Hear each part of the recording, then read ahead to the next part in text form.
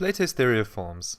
Plato believed that there was only one real version of anything, the perfect version. Everything else that we see with our senses is just an imitation of this perfect version, or perfect form. The imitations we see are all parts of the world of appearance, whilst the perfect forms are all parts of the world of reality.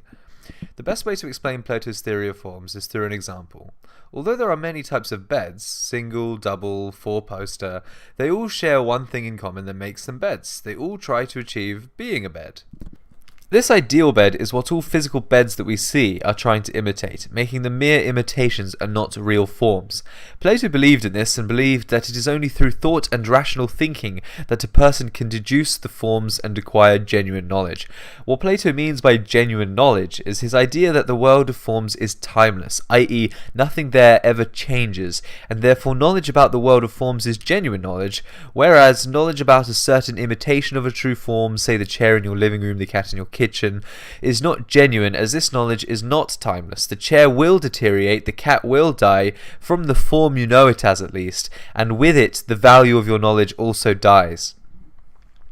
Since the world we live in is constantly changing, Plato concludes that any knowledge we think we have is merely opinion and is subject to change.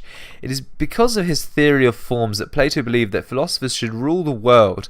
They are the only ones, who seek out true knowledge and not just imitations of it, and so are the only ones fit to rule based on that knowledge. General views. Plato was one of the first consequentialists, which means he believed that it is the end result that matters and not how you get there. In his work, The Republic, he describes his version of a perfect society where he supports governments in lying to its people in order to achieve greater happiness, and this is in the context of approving of eugenics, where he invented a method of regulated sexual intercourse, allowing it only at special festivals where people are given sexual partners via fixed lottery. This lottery would then be fixed in order to trick people of good breeding stock to mate with each other and produce strong children. Furthermore, children with defects would be disposed of at birth. Plato believed that it is only philosophers who should rule over the lands. Plato believed that only people who have been proven time and time again to make judgments that are in the best interests of society, without clouding their judgment with personal interests, should be fit to rule. He believed that society would work better, therefore, if none of the guardians, which he accepted as composed of the ruling class and auxiliaries, those who help the rulers, should own any personal property. He believed that abolishing families, and by that we mean the traditional family unit, and replacing it with a state nursery that would seize and take care of everyone's, including rulers, children, would be best for society, since the children would then not grow up to have any family-related biases and would be completely loyal to the state. The magnificent myth, or noble lie. In order to encourage loyalty from the people of the state, Plato devises a lie about our origins, that everybody was born fully formed out of the ground and memories of upbringing were just a dream.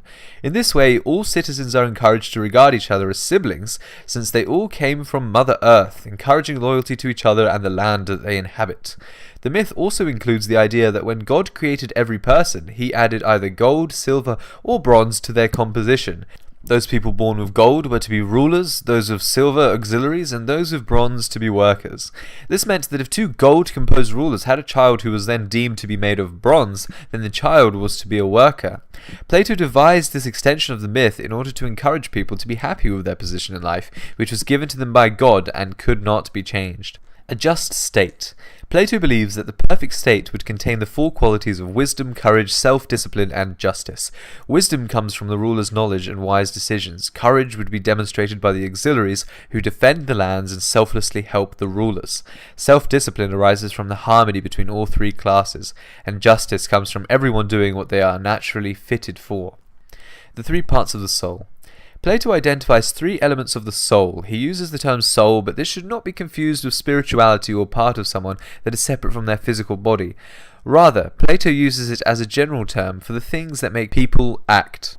The first of the three elements is reason, and this is much like the wisdom Plato talks about in his Societies, and is the element that considers all of the facts known to a person and then decides what means are best to reach the ends. Reason is also concerned with the love of truth.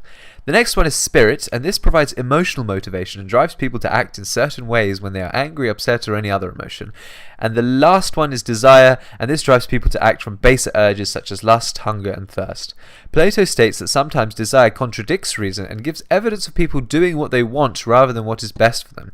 He uses this as evidence for the existence of the different parts of the soul.